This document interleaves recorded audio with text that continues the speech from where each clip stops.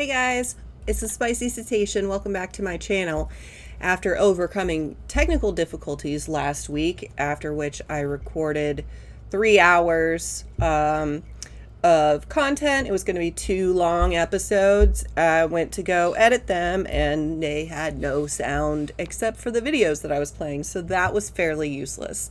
And I feel really dumb because my degree is in film and video. Granted, I have not been in that industry since 2009, but still, like, I felt really like it was beginner mistakes. Buckle up, because today we are going to be watching a Kent Hovind Bible study. I picked it specifically because he fake cries. I've now already seen it, so I'm not reacting blind. This one and the next one, which is going to be a Matt Powell sermon from what I think is before his entry to Dinosaur Adventureland, that one's particularly rough. So I had a very nice self-care bath to relax myself, calm myself. I've got some liquid self-care in my NaNoWriMo mug because... There we go. Okay, I did it this time. I did it. Yeah, I finished NaNoWriMo. I got 50,000 words in 30 days. I had to really push for it. There were some days where I was up way later than I should have been. But I'm really happy. This is only the second time that I've gotten 50,000 words, and this was my 5th, I think, Nano. So really happy. I love all the theming that they had for this year because it was all floral and plant-based, and the symbolism with the different plants. Because my main character, my MC, is a herbalist or herbalist, depending on where you are in the country, how you want to say that. But yeah, so...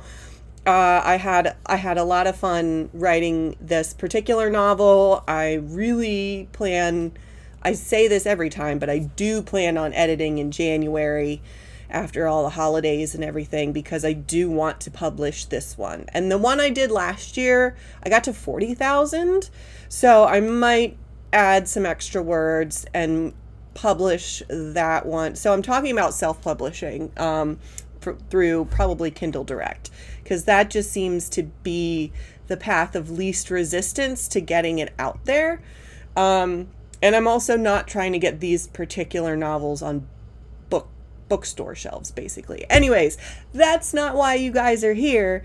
You're here for some Kent Hovind, and I am going to give it to you, unfortunately. So this first one is one of his Bible studies, and it's hard to watch just because he's so cringe. Yeah, we're gonna just jump right in. Good morning, folks. Ken Hovind here and the crew at Dinosaur Adventureland in Lenox, Alabama. It is July the 28th, 2019. Thank you for joining us. We're going to start a new Bible study in just a minute. We're going to leave Mr. Nelson and Rachel. Oh, by the way, Rachel's... That is really strong. I don't know how much of that I'm actually going to drink. I did not realize it was that strong. When he says Mr. Nelson, he's referring to Aaron Ra, and that is Aaron's legal name. But for whatever reason, Kent doesn't like that that's Aaron's legal name, so he calls him Mr. Nelson for some deranged reason. I don't know who Rachel is that he's talking about. Misspelled. Whoever fixes that doesn't have an A. And I read in the title to the thing. Somebody said, "Oh, you can't spell her name right." Like they got. I also love that, like, he's got a monitor behind him instead of just having Steve or whoever put this up in post, or like using, like, OBS as a software is a little bit intimidating, but you just watch a couple of YouTube videos and you get the idea of, right? Like, it's fairly user friendly if you're already tech savvy. I just don't know what level of tech savvy Steve is. Nothing else to pick on. Okay. We believe the Bible is literally true and scientifically accurate, and the evolution theory is the dumbest and most dangerous religious cult in the history of humanity. And if you're part of that cult, we're here to help you get out of that dumb cult. So for body language, for Kent's baseline, all of this tracks pretty much with his baseline.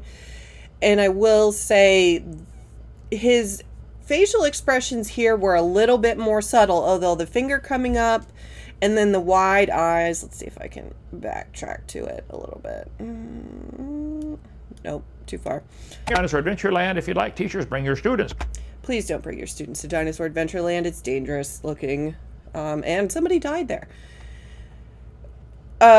Yeah, so like all of this is pretty typical of his baseline, and I point that out because when we get to his fake crying towards the end of the video, we're gonna see some congruence with his performative facial expressions, which are part of his baseline for when he's performing. Overnight camping if you like, go fishing, swimming, etc. Volleyball, August 1st, that is in like a few days.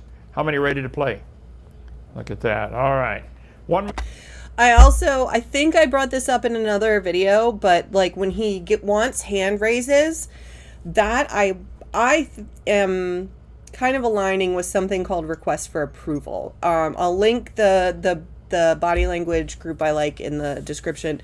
But essentially, like, a lot of folks will raise their eyebrows or will nod as they say something in order to get the person that they're interacting with to respond in kind. It's called a request for approval, right? So what I think this hand-raising thing of Kent's is a request for approval.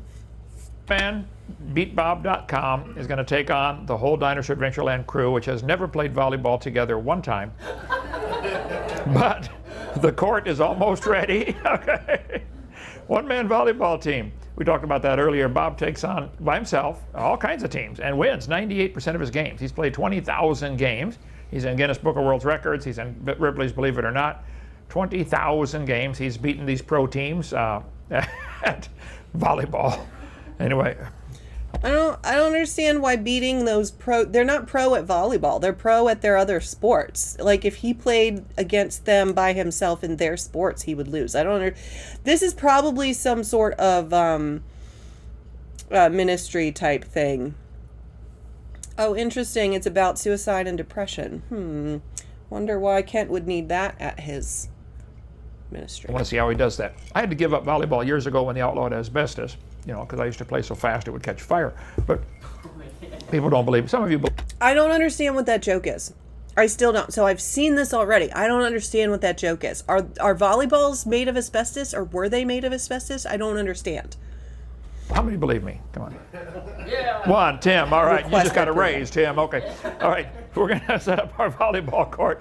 Someone called me yesterday morning, said, Brother Hovind, I have 4 huge inflatables. Would you like them?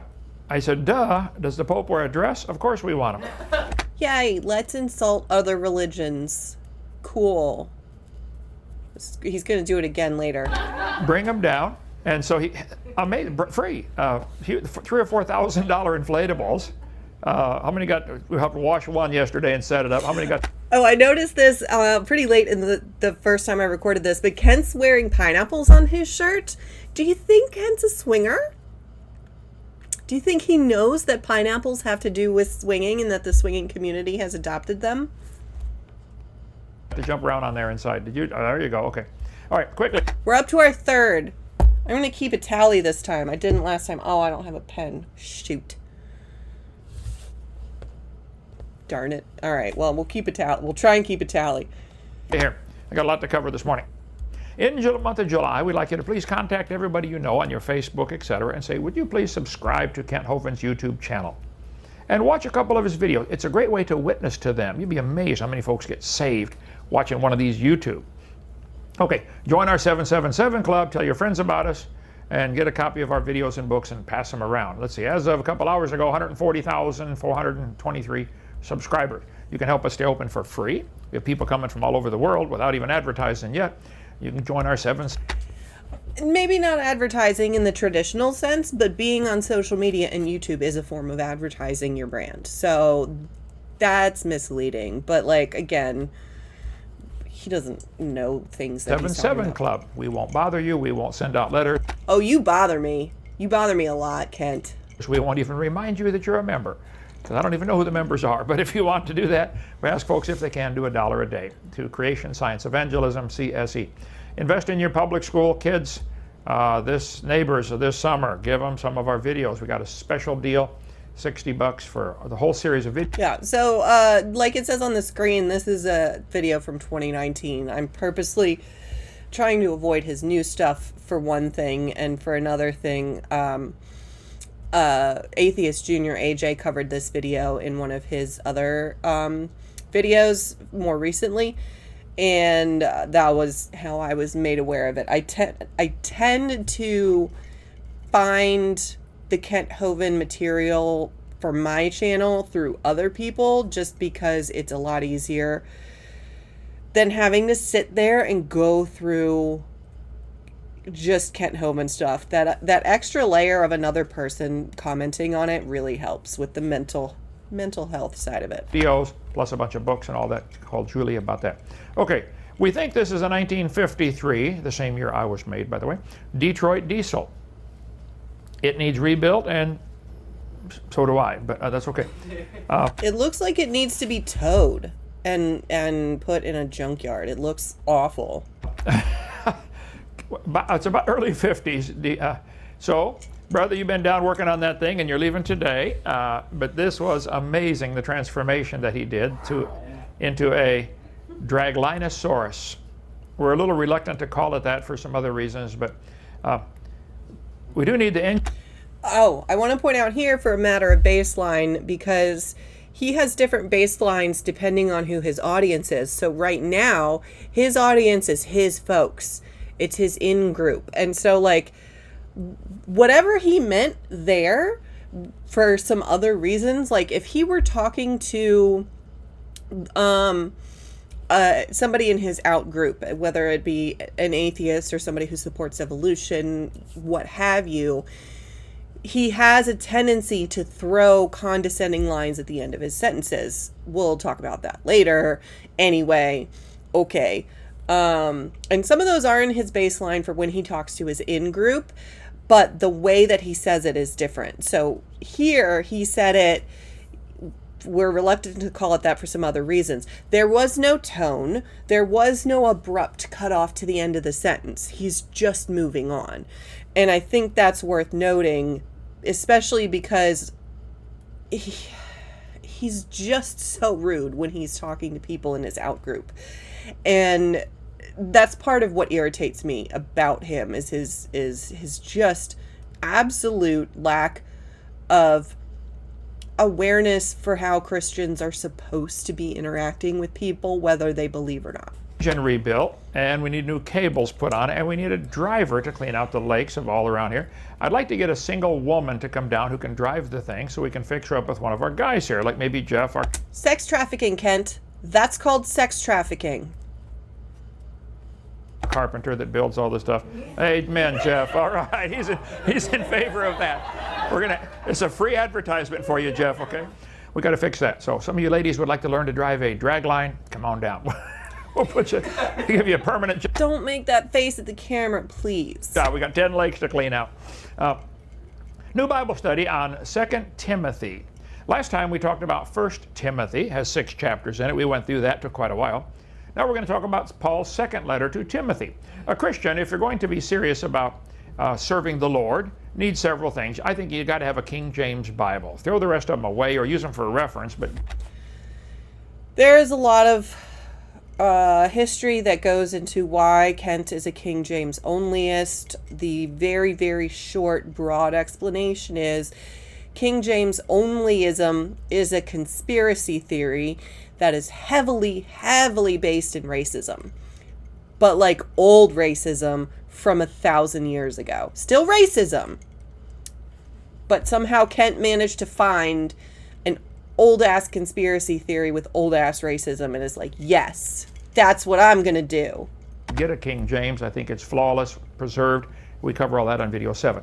You need a songbook. There's a lot of good songs, and I don't mean the 7-11 songs where you sing 7 words 11 times. I'm talking about some real hymns. They got hymn. That's clever, Kent. Who'd you steal that from? Hymn books up there. You're welcome to come borrow these. Praise to the Lord the Almighty, written by Joachim Neander. Now, who's he? Well, there's a valley in Germany. Before he gets into this, I looked it up, and this is actually true, what he's about to say, because this is where the name Neanderthal comes from. It is the Neander Valley in Germany. Named Neander Valley from the 1500s or something like that. The Neander Valley in Germany. Beautiful little valley. Joachim used to wander around in there, and they named the valley after him after he died. Neander Valley, Joachim Neander. Later, they found a skeleton in there in the rock. It wasn't his, somebody else's, and they said, oh, wow. They named it the Neanderthal Man, named after this valley by the guy who wrote the song, Praise to the Lord, the Almighty, the King of Creation.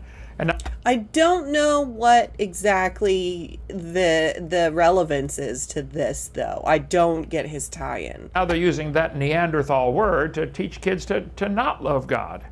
Oh, that's it. No, that's not what's happening at all. Something's wrong with that picture. Anyway, the Bible says in Ephesians, There's an anyway with a cutoff. So with that one, it's withheld opinion, but not really.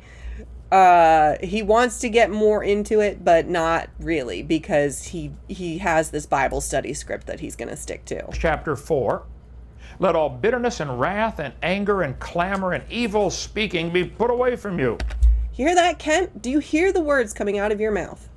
with all malice, and be ye kind one to another, tender-hearted, forgiving one another, even as God for Christ's sake hath forgiven you. Okay, it is song time here at Dinosaur Adventureland. We're going to sing this. This verse is set to... No, we're going to skip this because I don't like it. No. And you.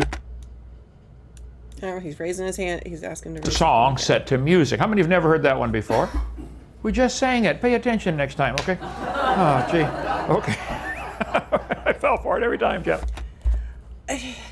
A lot of people laughed, and it was received as a joke, but to me that's really manipulative, because that at this point I think is his fourth or fifth, like how many?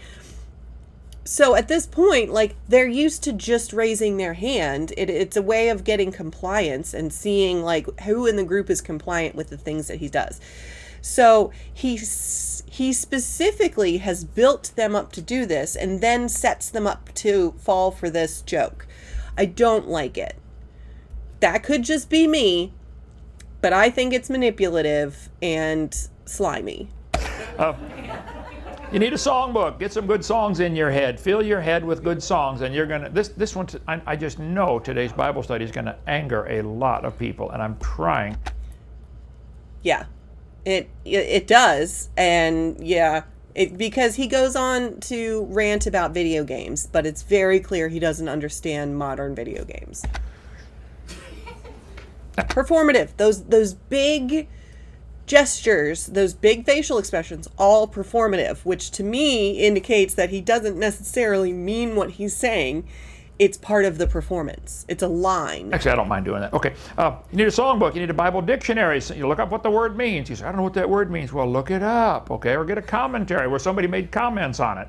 Explain, I don't understand that verse. Well, get a commentary. A lot of people have studied it before you and me. Matthew Henry's commentaries are fabulous, okay? So get a commentary or dictionary, look up some of the words. If you're going to be a serious Christian, you're going to have to look up some of the old words or some of the verses. 31,101 verses in the Bible. There's a lot to study. Number 5, you need a checkbook. What are you going to support? Which ministry you support with your money? Charge them that are rich in this world, Paul said in 1 Timothy. Communicate, help those that are feeding you. If you go eat a good meal, you go to a steakhouse and eat a great steak. You don't go next door to Kentucky Fried and pay the money. You pay. Get involved in a good ministry that feeds you and then support them. If you're being fed, get involved in a good church and say, I'm learning here.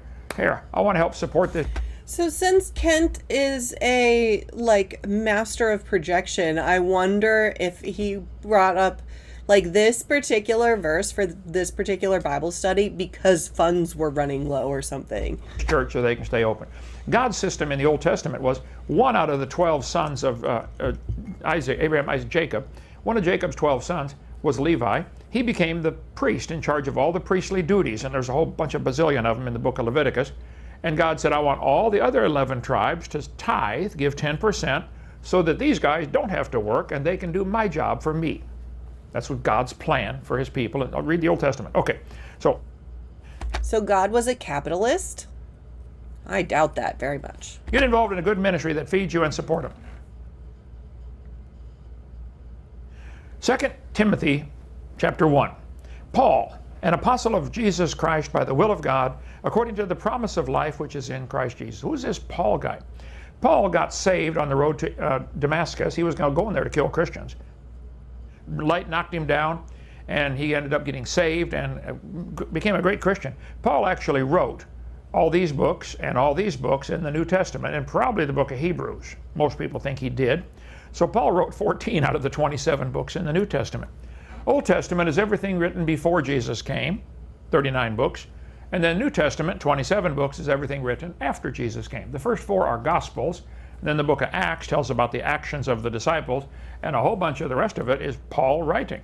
So he's a really important Christian in So historically, there's a lot of debate among historical scholars about who wrote which books. And like right now, one of the big schools of thought is that they don't think Moses actually existed, which means he couldn't have written the Pentateuch, the first 5, which is, I think, what other people think he wrote. Either way, they currently don't have evidence to support that Moses as a person actually existed. Scripture. So that can throw into question all of the other authors. And then James wrote one book. Guess what the name of his book was? I hate this, Kent. James, okay. Peter wrote 2. Guess what they're called? 1st and 2nd Peter, okay. John wrote 3 letters. Guess what those are called? 1st, 2nd, 3rd John. And John also wrote Revelation. So John, one of Jesus' disciples, actually wrote 5 books. He wrote the Gospel of John, the 3 letters. That's actually not, they're pretty sure, historians are pretty sure those two, the Gospel of John and then the books of John, aren't the same John. And the book of Revelation. And Jude wrote one. Guess what his is called? Jude, okay. Got it. Verse 2. To Timothy. So Paul is writing to Timothy. Remember, he left him at Ephesus and said, I want you to take care of that church. I'm going to go on to Macedonia and start some more churches. Get some people saved. To Timothy, my dearly beloved son, grace, mercy, and peace. Boy, I think that's what everybody wants in their life, isn't it? I want that. Maybe don't be an asshole. Peace, grace, mercy. From God the Father and Jesus Christ our Lord. I thank God, whom I serve from my forefathers with pure conscience. Here's Paul, who used to go around killing Christians, telling Timothy, I serve God with a pure conscience. Did you know you can do some really, really bad stuff in your past and God can forgive you and give you a pure conscience? I wonder why that appeals to Kent.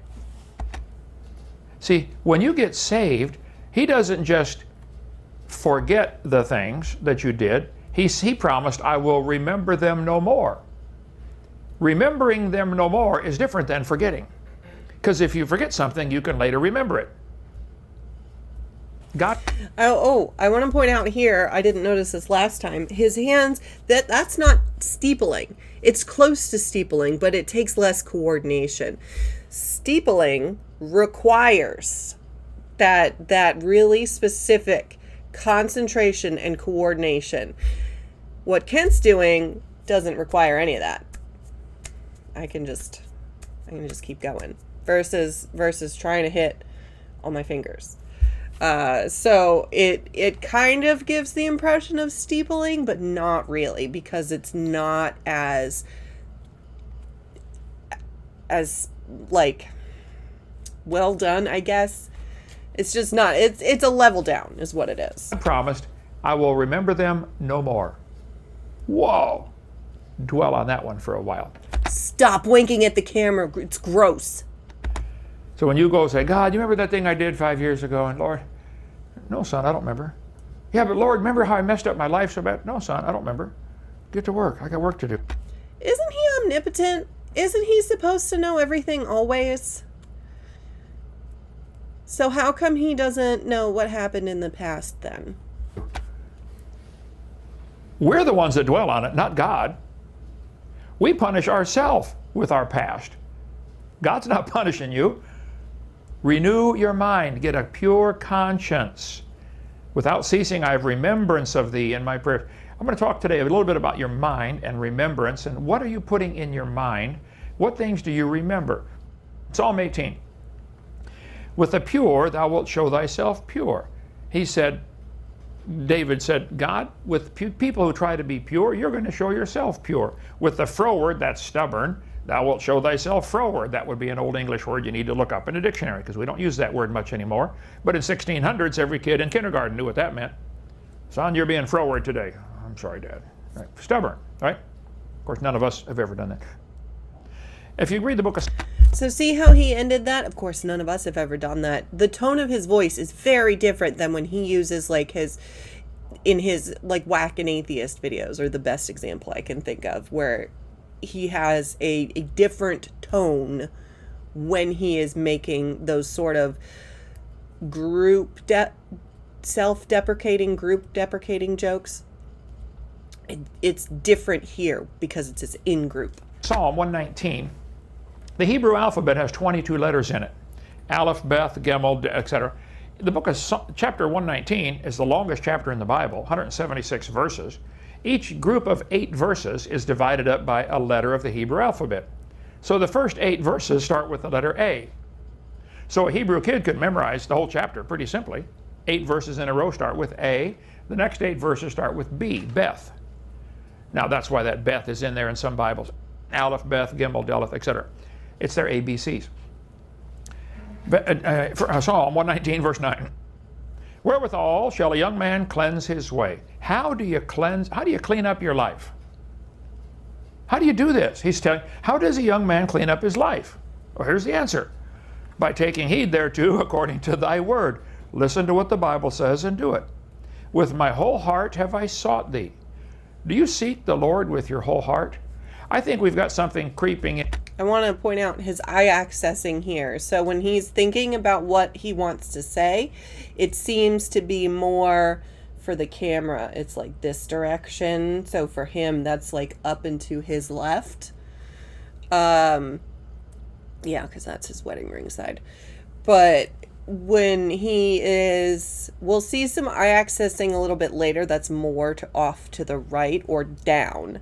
And so part of the baseline is, where is he going when he's trying to figure out what to say next versus when he's remembering data. And creeping in nothing, barging into our lives that is preventing us from doing this. And I want to talk about that in just a minute. With my whole heart have I sought thee. Oh, let me not wander from thy commandments. Facial expression, like he's furrowing his brow here for this. Performative. Thy word have I hid in mine heart, that I might not sin against thee. My pastor encouraged me as a young Christian, age 16, memorize Scripture. Memorize.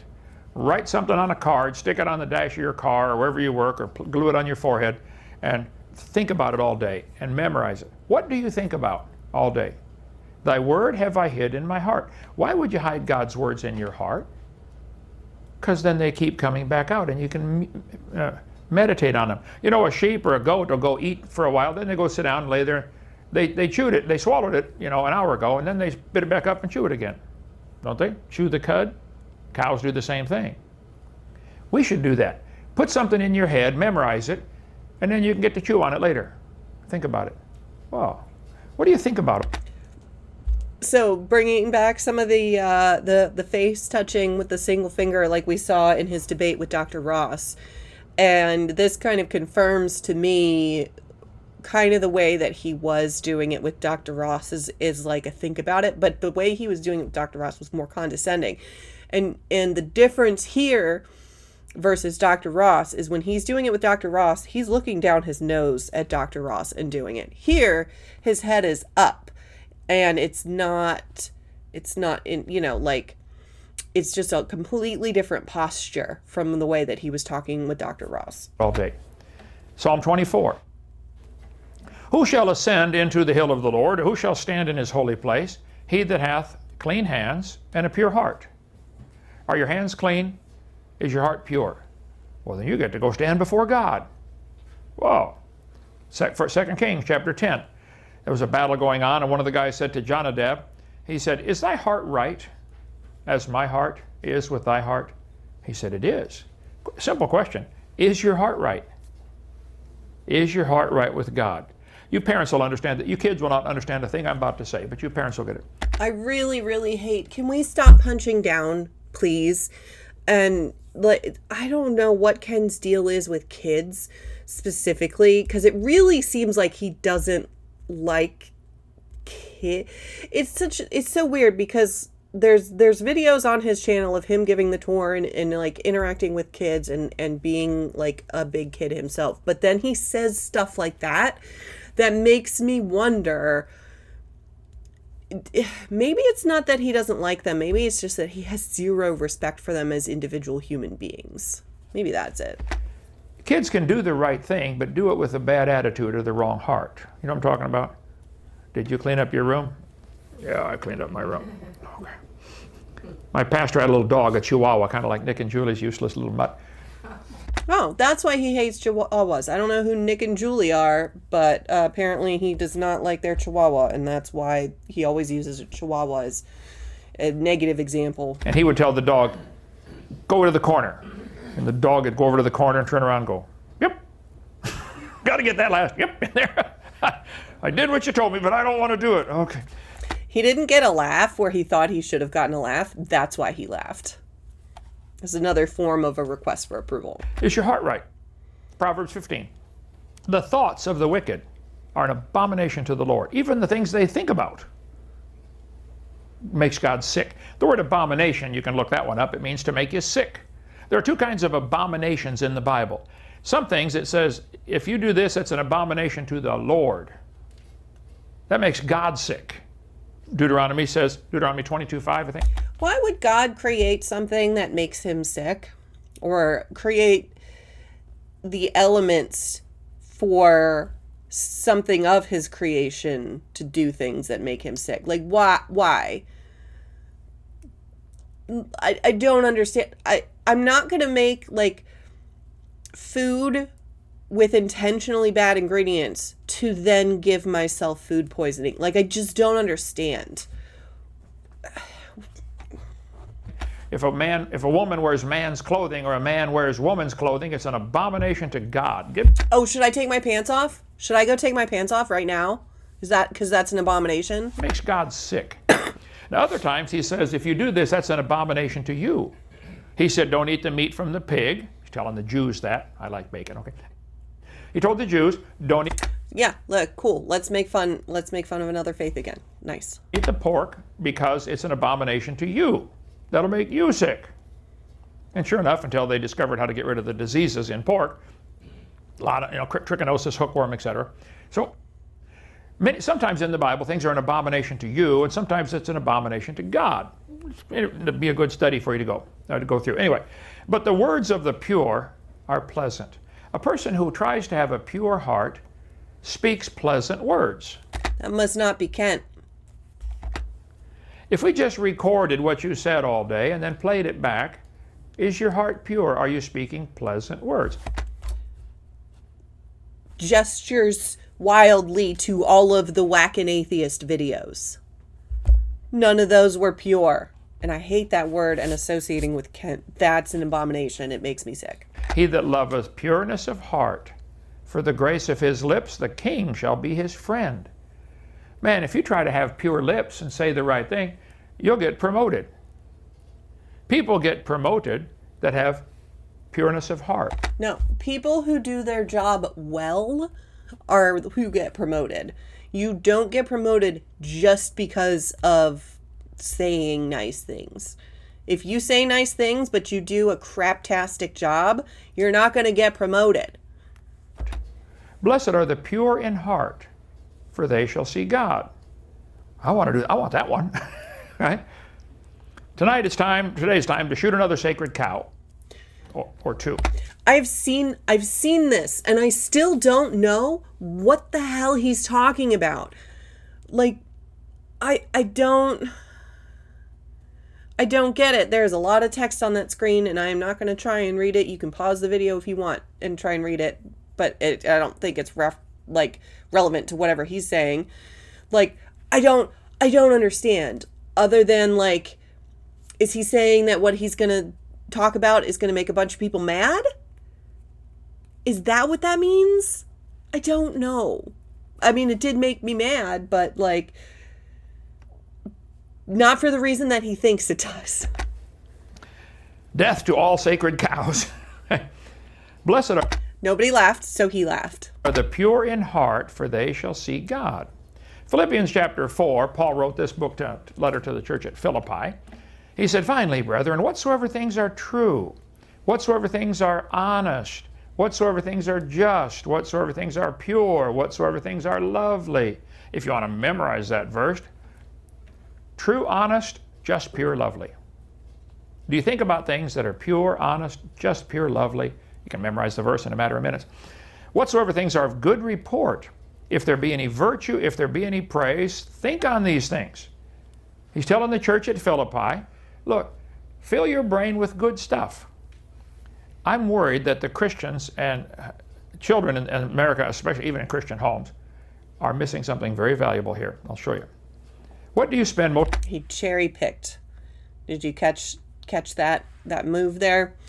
He cherry picked a bit of information to make that point, to put, period on it. Most of your time thinking about. What do you teach your children to spend their time thinking about?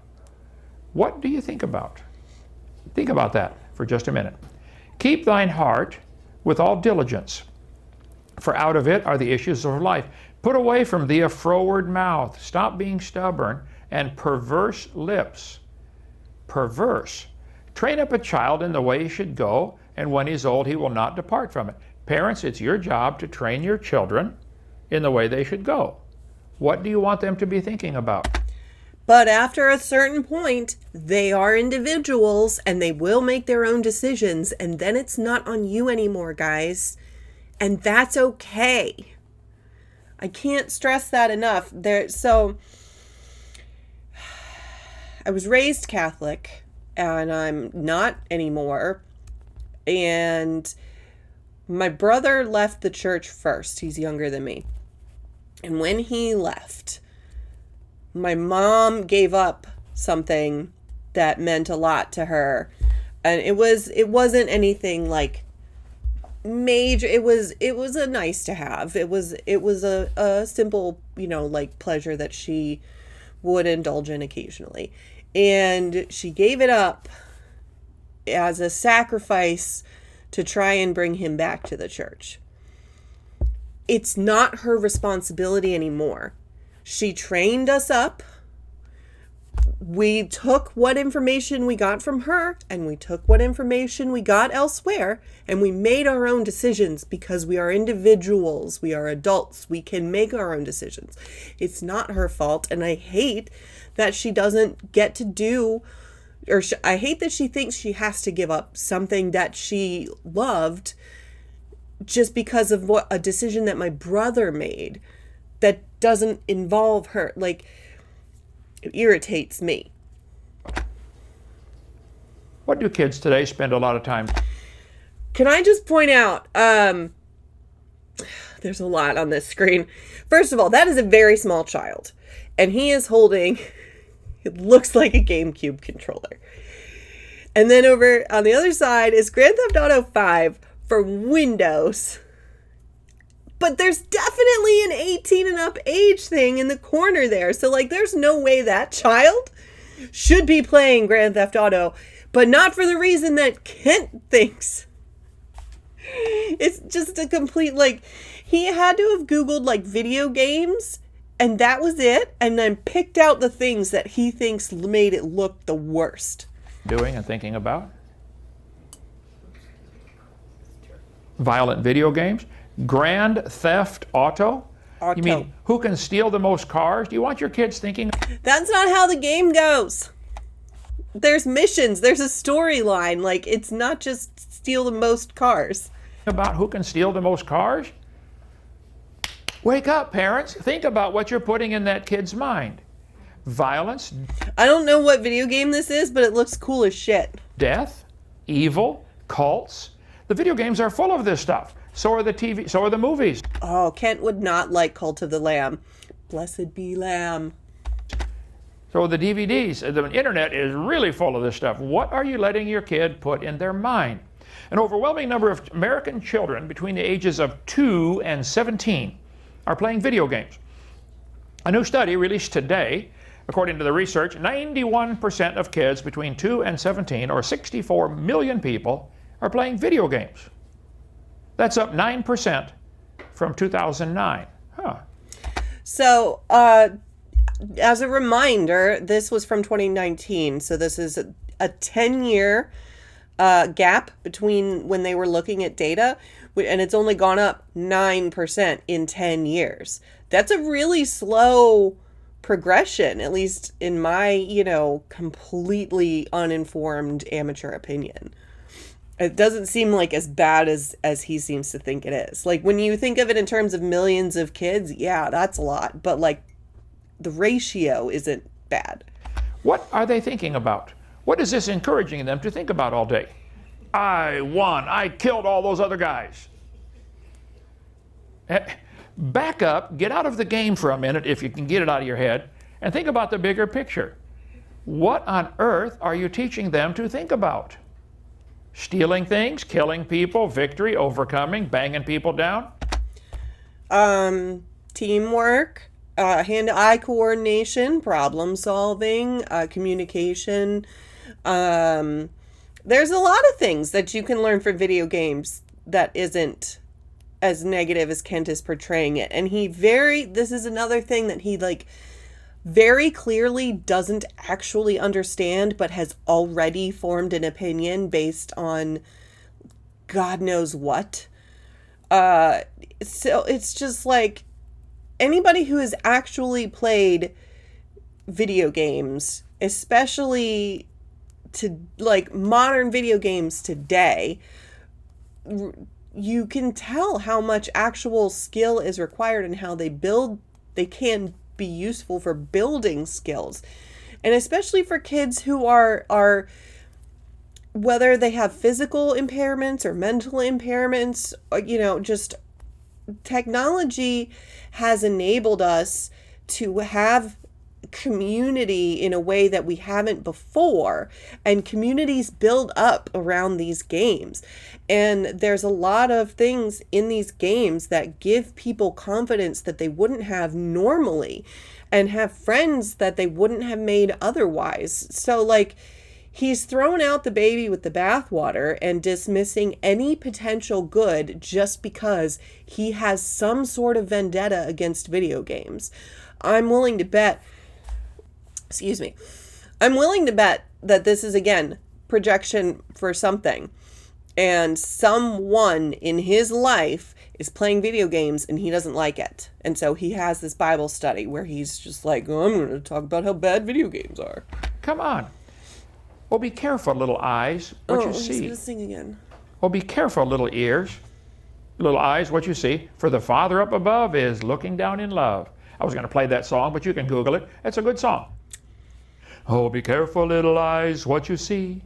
Oh, be careful, little eyes, what you see. For the Father up above is looking down in love. Oh, be careful, little eyes, what you see. Good children's song you can teach your kids. Okay. How many hours a day does the average child play video games? Remember I said sacred cows? Actually, going to be 2 of them. On average, children play video games for 2.13 hours a day. 92% of parents let their children play at least an hour of games each day. 8% admitted they left their kids play more than... So I want to point out some additional context here. The date on that post, first of all, this is a summary from a Google search where he has just expanded, and this is this is a paragraph out of the whole article. So we don't even know the rest of the context of the article. We don't even know if Kent read it. I'm going to bet he didn't. This is also a UK website, so they probably surveyed kids in the UK. Kids in the US could be doing something completely different. We don't know because he hasn't opened the whole thing to confirm that they're talking about kids in the UK, kids in the US, whatever. 5 hours a day. What are you putting in your eyes? What are you putting in your mind? How many people veg out? I want to say, I don't think there's anything aside from this is a very, very like stereotypical cis hetero dude like setup. But like, look at the older guy bonding with the younger kid. What's wrong with this? They are having quality time together. Even if they're staring at another screen, like that's called parallel play, and all ages do it. Have you ever been in the same room as somebody, but you're both doing different things? That's parallel play. Then there's nothing wrong with it. Some people thrive with that. All day or hours a day playing video games. I'm not saying it's good or bad. No, you're implying heavily that it's bad though, because you're then asking, what are you putting in your head? That is an implication. You're not saying it explicitly, but you are heavily implying, Kent, that it is bad with your tone of voice and the way that you're choosing to phrase things. Asking you to consider what are you putting in your mind and what are you letting Unfortunately, I'm putting way too much Kent Hovind and Matt Powell in my mind. your kids put in their mind. Is this things that are true, honest, just, pure, lovely? If there be any virtue, if there be any praise? How many gamers are there in 2017? 67% of Americans, 211 million people, play video games at least on one type of device. More than half of these who playing on multiple platforms. I don't even know what that is. I don't think I've ever played a video game since Pac-Man. When was that, 25 years ago? No, actually, because so if this was 2019, 25 years ago would have been end of the 90s. No, Pac-Man was another 20 years before that. So it was like 40-ish years. I don't know if Kent just doesn't know what year it is or what, but that was 40 years ago from when this video was shot. Also, it kills me that he doesn't even know what multiple platforms means. So like, he's saying he doesn't know. Like, he's revealing his ignorance on the topic when he says he doesn't even know what a platform is, especially because like the context is right there. Multiple devices, multiple platforms, like they're not the same thing, but they're kind of the same thing. So a platform is like Xbox, PlayStation, PC. Those are all platforms because they're brands. Like a specific device would be Xbox One, PlayStation 2. Those are devices. Mobile devices are devices. Handheld devices, Game Boy, whatever. So like there's some nuance there. But again, he's just illustrating his complete ignorance on the topic and, dare I say, prejudice. The Bible says the desire accomplished is sweet to the soul. You know, some people don't have a sweetness in their soul because they don't accomplish anything. What do you accomplish in a video game? See how he's more now he's like leaned back and now looking down his nose with that finger process. I've kind of already gone over some of the benefits of video games and I'm not going to do it again, but I would like to point out that he's just showing his ignorance here. They're all done. What did you accomplish? I like building something. You stand back and look at it and say, well, man, I built that thing. There's nothing wrong with that either. Like you can have a sense of accomplishment, which is what I think that Bible verse is probably more about versus a physical accomplishment. That sense of accomplishment you can have with anything. Like you can even have it going to therapy and working on healing past trauma. Did I build anything? No. But do I still have a sense of accomplishment because I'm working on my flaws? Yes. I fixed that, whatever, you know. What have you accomplished? The reason some people don't have sweetness in their soul, they're not accomplishing anything with their life. I mean, accomplishing. I think that is a classic correlation doesn't equal causation. Just because they don't have sweetness in their soul doesn't mean that they're not going to accomplish something. I think maybe, first of all, whatever the hell sweetness in the soul even means. But like, I don't even know. I just think correlation doesn't equal causation. Winning a video game is not accomplishing anything. How much violence is there in these video games anyway? Do you want your head filled with this stuff? I don't even know what Fortnite is, but it looks to me like the people are trying to get up there to get saved and he's cutting their hands off so they fall back down. Do you want your head full of that stuff? 10 reasons why video games should be banned for children under the age of 12. We're just reading titles at this point. Number 1, physical impairments. They sit around all day and they get fat. Get out and do something, okay? You overweight, obese, well, shut the TV off and the video games off, like, duh. Some people have genetic issues, some people have health problems that prevent different things from happening. Like, you can't only blame video games, and it's also not a direct cause. Like, not everybody who, if it was a direct cause, everybody who plays video games would be overweight or obese, but that's not the case because it can be a contributing factor, but it does not cause it. It's a no-brainer. You might have a real healthy thumb. Oh, you might look at that thumb, man, okay. Brain damage. It's called frontal lobe pruning, attention deficit, impulsivity, learning disorders. Again, I'm just going to be beating the same dead horse here that is Kent's stupid arguments. And some of these he's probably pulling from that website. But, like, is he implying that different...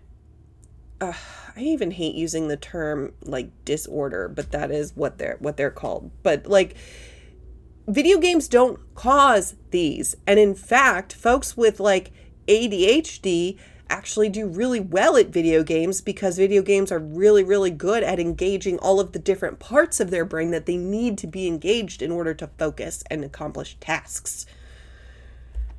This is what this article said. Video games cause it. Oh, it's not me. The article said it. I'm just repeating it. Sleep deprivation. You know, the Bible says the sleep of a laboring man is sweet. If you actually work hard all day, you sleep like a rock. How many have ever done that before? The sleep, but kid plays video games all day, he can't sleep very well, he doesn't accomplish anything. Aggression, violence. Do you think there's aggression in the video game? Mental illness. Kent was convicted of domestic assault. And clearly he hasn't played video games in 40-something years. So I don't think that you can just attribute violence to video games. There is clearly something else involved when someone gets violent. Also, we're just going to skate right past addiction, depression, anxiety, suicide risk. Like, it maybe contributes, maybe, does not cause. It's not, video games are not a cause of these things. Is truancy even a thing? Do people get in trouble for truancy anymore? Poor academic performance. The kids are losing out in school. Poor social relationships. They are... Oh God, I forgot about that. He skips so quickly past it. Autism. Video games do not cause autism. There is no correlation. You're born with autism. This makes me so irritated. This is such an ableist list. So much of, I'm stimming right now. There's so much in video games that can help people whose brains function differently to have social relationships that they might not otherwise have. Because in the video game, a lot of your particular quirks or stims aren't visible, and therefore you can't be judged for them. So, like, it's just infuriating. Relationships. They are unemployable. Fuck that. This is where I got really angry last time too. I have played video games since we got our Sega Genesis in the early 90s. I have been gainfully employed, part-time since 2002, and then full-time since 2009. And I haven't stopped playing video games. So no, people who play video games are not unemployable. He's going to go into some examples, but I wanted to get that out there. I ask kids all the time, when they come here to visit, can I help at Dinosaur Adventureland? I say, what are you good at? Video games? We don't need that around here. If I asked my kids, what are you good at? They would probably say video games too, because that's such a broad, stupid question.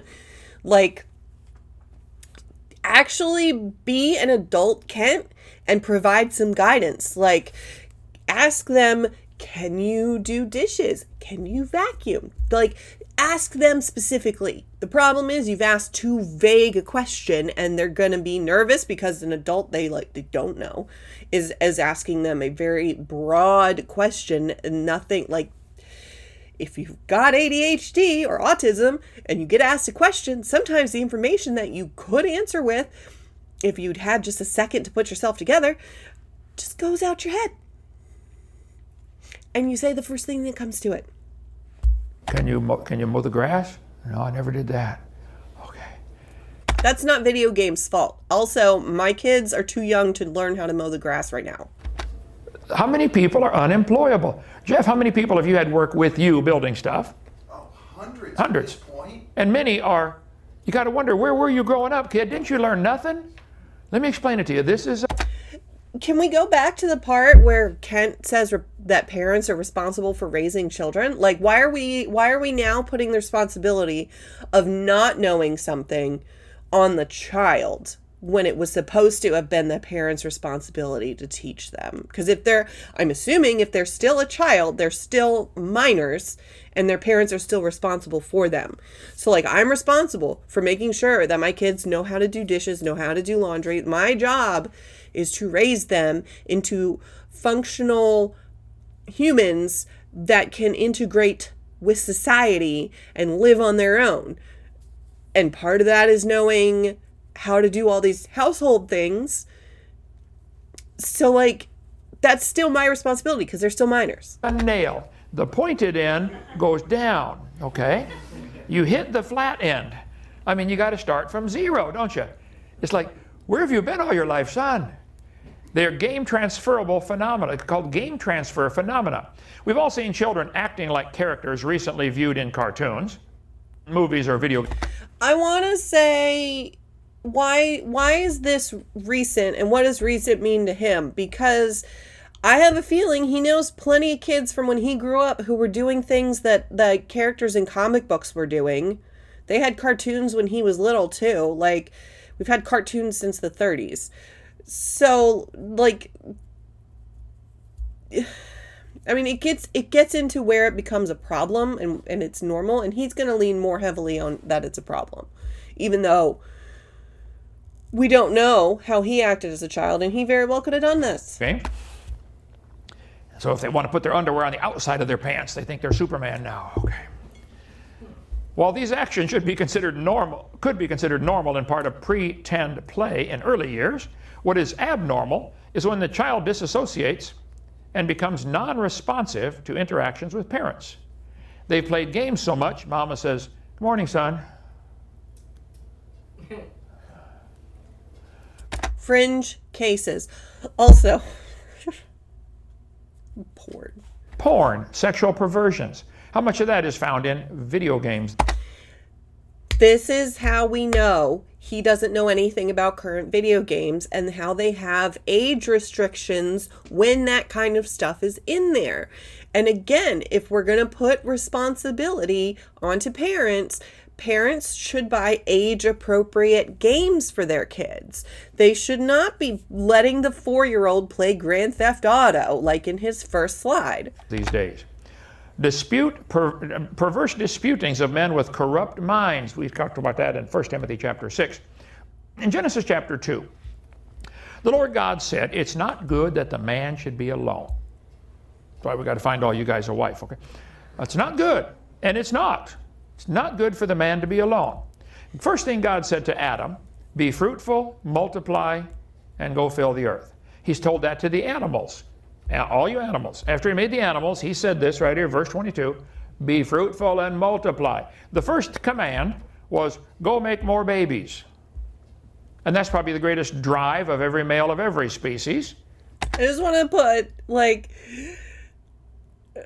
he Googled male animals fighting, and that was it. to accomplish that goal. God gave that drive, okay? It's an inborn demand. That's why they fight with each other. Who gets the herd? You just Google it. Male animals fighting. They want the herd, okay? God said to Adam and Eve, be fruitful and multiply. So this is perfectly normal and natural to want to have sex and make babies. That's what God said to do.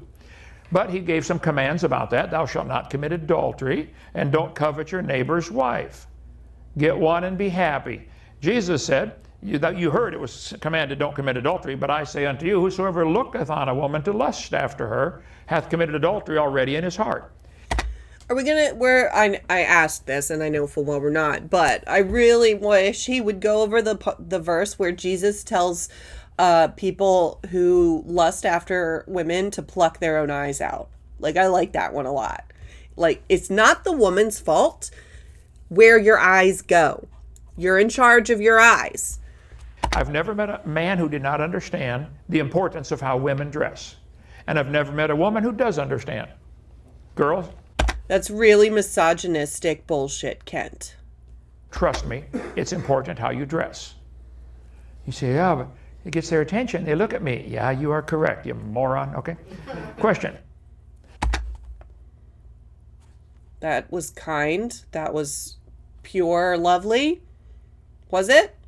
Do you think the video games are promoting and encouraging a pure heart by the way the characters are dressed?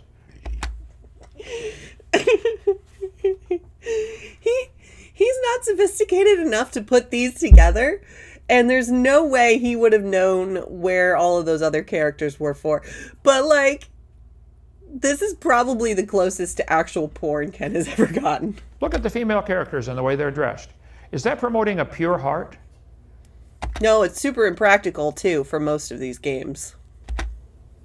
Paul said, Proverbs 5, drink water out of your own cistern and running waters out of your own well.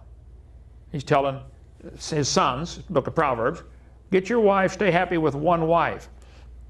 Let thy fountains be dispersed abroad and rivers of water. He's really putting the emphasis on one wife, when in this video he was very definitely on his third and has since married a fourth. Maybe you need to pull that splinter out of your eye before getting the log out of the neighbors, or however that verse goes. In the street, let them be thine own, only thine own, and not strangers with thee. Let thy fountain be blessed, and rejoice with the wife of thy youth. Let her be as the loving hind and pleasant roe. Let her breast satisfy thee at all times, and be thou ravished always with her love. You can be happy with one. This is Proverbs chapter 5. Now in 1 Corinthians, Paul said, now concerning the things that you wrote to me about, it's good for a man not to touch a woman. Nevertheless, to avoid fornication, let every man have his own wife, and every woman have her own husband. I'm trying to fix you guys up, okay? We'll run a couple ads every night till we find somebody. Stop with the sex trafficking. Oh my God. What else do we need besides a truck driver? If you can, well, never mind. Okay. Jesus' disciples were married, at least a couple of them, we know. Matthew chapter 8. And when Jesus was coming to Peter's house, he saw his wife's mother laid and sick of the fever. And the popes say their priests should not marry, and they say Peter was the first pope. Peter was married. I want to address this specifically. So,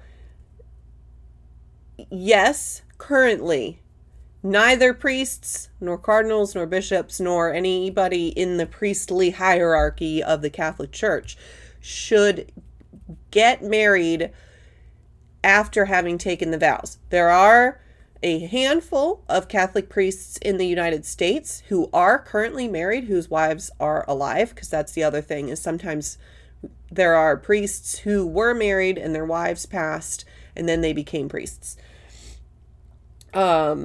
But there are a handful of priests, Catholic priests in the U.S. who are married, and they are converts from, I forget which denomination, and it's kind of being run as like a, not an experiment, but the church was respecting their vows from their denomination to both the wife and the ordination of being a priest. But anyways, the priestly celibacy thing is relatively new for the Catholic Church. So it started around the same time as either Augustine or Constantine, one of the teens. And it had to do because like way back, their priests and their popes and stuff were married. Like Catholics don't dispute that Peter was married. The reason that the Catholic Church started instituting the whole celibacy thing for the priests was when priests died and they had legitimate children. The children were making claims to church property for inheritance purposes. And the Pope at the time, whether it was Constantine or Augustine, was like, oh, hell no. I want to keep all my riches in the church. So from here on out, no more recognizing children of priests. And that's why. So again, Kent's showing his ignorance because that wasn't an always rule. Now, it is true, it never mentions Peter's wife. It does mention his wife's mother. My preacher said a man would be a fool to have a mother-in-law without having a wife. Be an absolute fool, okay? Maybe a man would, but the whole fucking book of Ruth, Ruth lives with her mother-in-law and takes care of her mother-in-law, and her mother-in-law is really, really good. So I don't know why you're making fun of mother-in-laws, Kent, unless it's projection. I think we can deduce from that Peter was married, okay? So what about these video games? Which country ranks number one in video games? America. I think it's part of a bigger plan. We'll cover that on video number 5 of my series. The way to dumb down a country to be able to take them over for socialism, communism. Karl Marx, Rules for Revolution. We cover that on video 5, the one the government hates me teaching on. Okay. Aggression.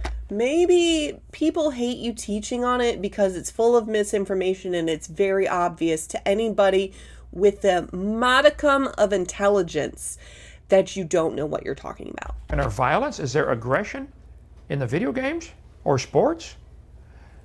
For 2 Corinthians, let Satan should get advantage of us, for we are not ignorant of his devices.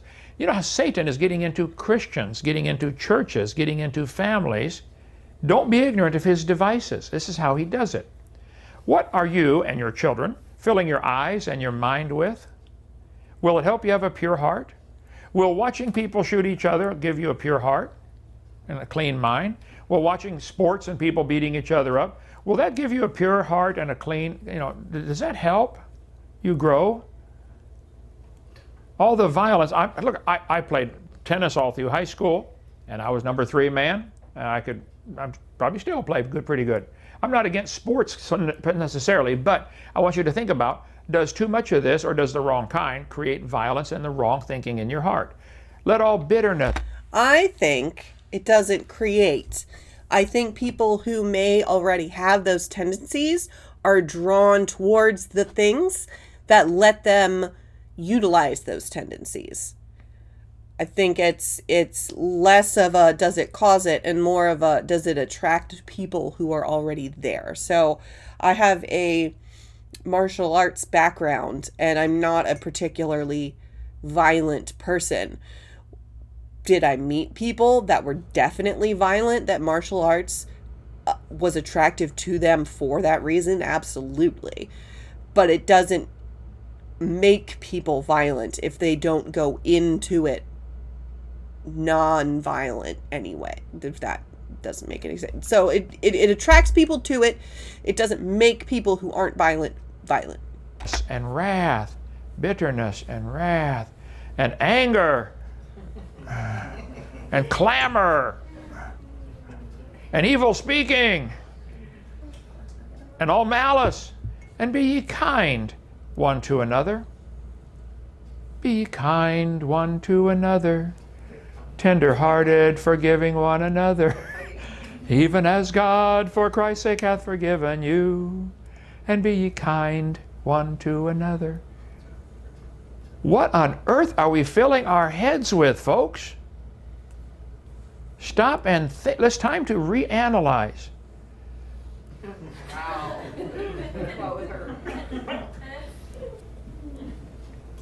Would you like to face that every morning when you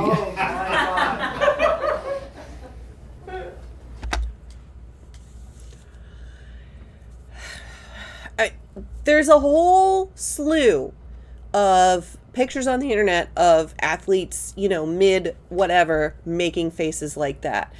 The fact that he specifically had one that was of a woman and then joked about waking up to her looking like that in the morning is extremely misogynistic.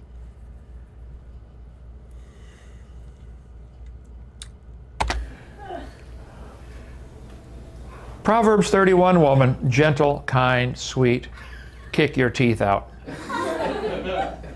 What are you and your children filling your heads and hearts with, and your eyes?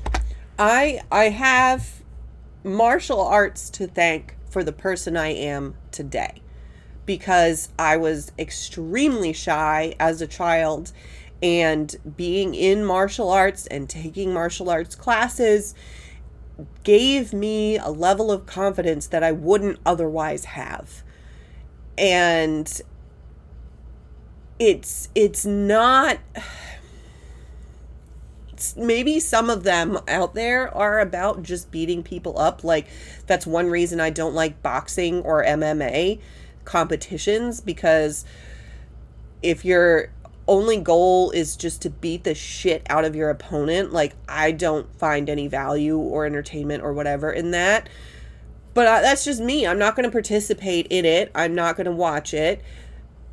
I'm presuming all of the fighters are fully informed, consenting adults. So whatever, that's on them to go do. That's fine. I'm just not going to watch it. I'm not the target audience. But, like, generally speaking, martial arts, one, is an art. Two, is primarily used for self-defense. It's not supposed to be about beating the shit out of the other people in your class. Do some of the people in class go really hard sometimes? Yeah. But overall, that's not the point. Will it help give you a pure heart? All the blood and guts and death and fighting and...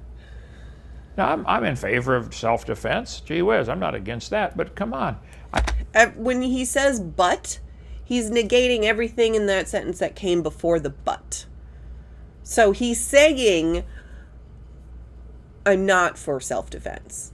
He's only throwing it in there because he's trying to have a better image of, like, I'm not against self-defense. People can have self-defense. I'm not saying that, but you're implying it heavily. Look at those eyebrows going up for approval. Gone nuts, folks.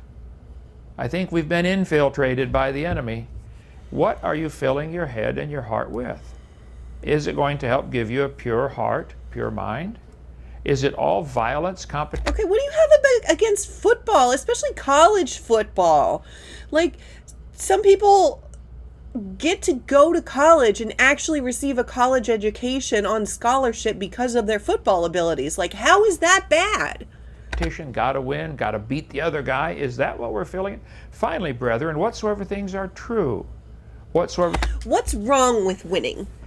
What exactly is wrong with having a healthy competition? I don't understand. What's wrong with it?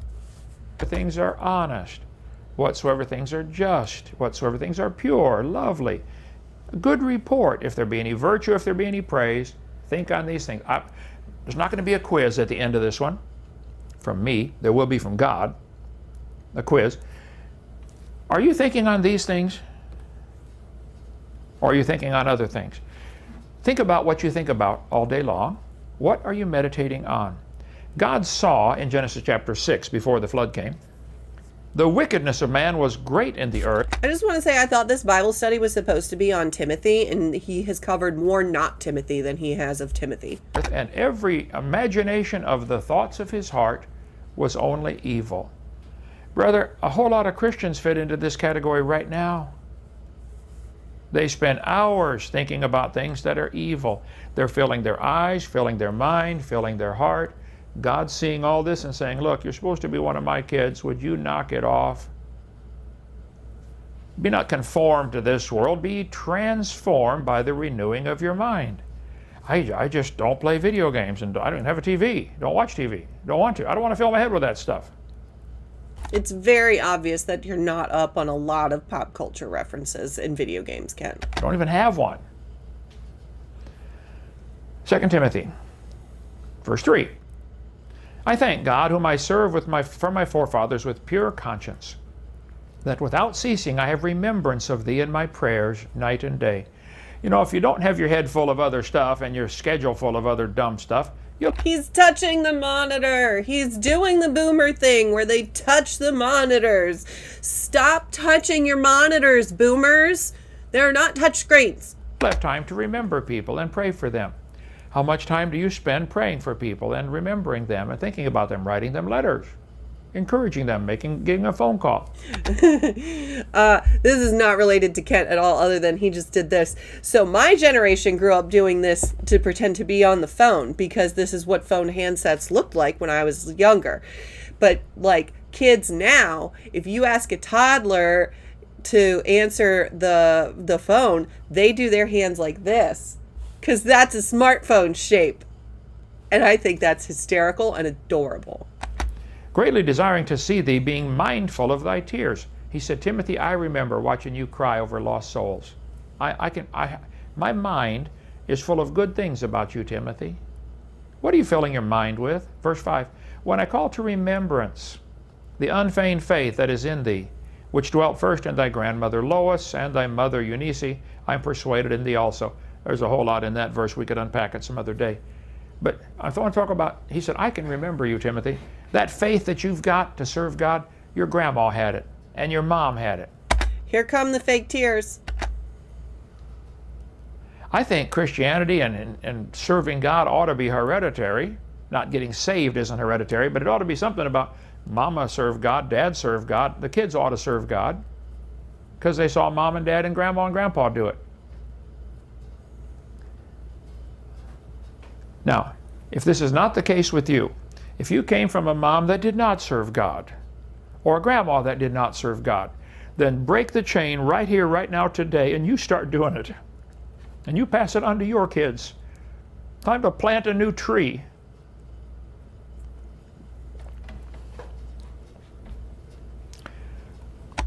He's trying to make tears come right here. And I know this because they're already getting a little wet. But people who are genuinely overcome by emotion like this, and who are crying for real, are usually pretty self-conscious about it and either look away and try to hide their face, or, you know, like something. They don't sit there full on to the camera, full on to the audience, and have the audience watch them struggle, unless they're performing. This is performative. He's got his lips pursed in this kind of big thing right here. He hasn't furrowed his brow, which is interesting because he's furrowed it a lot throughout this whole video. But watch him sit here and just try to make tears come, and then how fast he turns it off when they don't. Finally, brethren, whatsoever things are true, honest, just, lovely, pure, lovely, good report, think on these things. He said, wherefore I put thee in remembrance. Timothy, I'm telling you, I want you to remember. I want you to stir up this gift which is in thee by the putting on of my hands. Timothy, I ordained you to that ministry. I put my hands on you and said, Lord, bless this man as he runs this ministry. I did that, Timothy. I want you to remember that. God hath not given us the spirit of fear, but of power and of love and of a sound mind. I'm concerned with Christians and Christian kids that don't have a sound mind. They don't have a pure heart. And I think we're causing it by letting them do this stuff. If you did any sort of research at all, Kent, you would know that video games don't cause the things that you listed off earlier. Think on these things. What are you putting in? You can see the tear now in the corner of his eye and how he doesn't wipe it away. Genuinely, somebody who is truly upset and not performing would wipe it away. But he wants it to be seen. So he's going to leave it there. To your head. You know, I think the way the cake turns out kind of depends on the recipe, the stuff you put in, doesn't it? I don't know how to cook very much, but I'd be willing to bet if you're going to make ice cream and you include lemons and sauerkraut and onions. I like that his first thing was lemons when there's definitely lemon ice cream and like lemon sorbet and stuff that's really good. And he was like, oh wait, I have to put things that are bad in here. And garlic. It's probably not going to taste too good. Sign me up for the garlic ice cream, please, and thank you. What are you putting into your recipe in your heart? I've been a Christian 50 years, and I've seen America go down a long ways in my 50 years. I taught school 15 years, and I saw the decline in just moral standards of kids. What is happening? Noah had to see what's going around him and say, Lord, what do I do? Well, son, you keep preaching. You keep building that boat. But keep preaching. And you know how many listened? Nobody listened to Noah. His family. And even one of them turned out bad. Ooh, I wonder if that's projection. I wonder if one of his kids has already left at this point. Would you spend some time today and examine your heart? I want you to get alone with God someplace and say, God, are you happy? God, are you happy with what I look at? Are you happy with what I think about? All these big performative gestures, like these are from his preaching in front of big audiences days, because, you know, the people in the far back of the congregation have to see the big gestures. He doesn't have to be that big anymore, but he chooses to. Are you happy, Lord? And you and God work that out. Let's pray. No, we're not going to pray. We are not going to do that. We are going to transition back. So, that was a long one, folks. But I think for some Kent baseline, it wasn't bad, especially with the fake crying. So anytime he's not, I wonder, like, I should look up and see, like, compare and contrast genuine crying to fake crying, maybe. It won't be for the next video, because the next video is Matt Powell, which is unfortunate for me, because I'm going to sit through it, but hopefully you guys will get something out of it. Yeah, anyways, thanks for sticking around and watching this with me. Get you some self-care. Have a good rest of the day, and please, please, please be kind humans. Bye.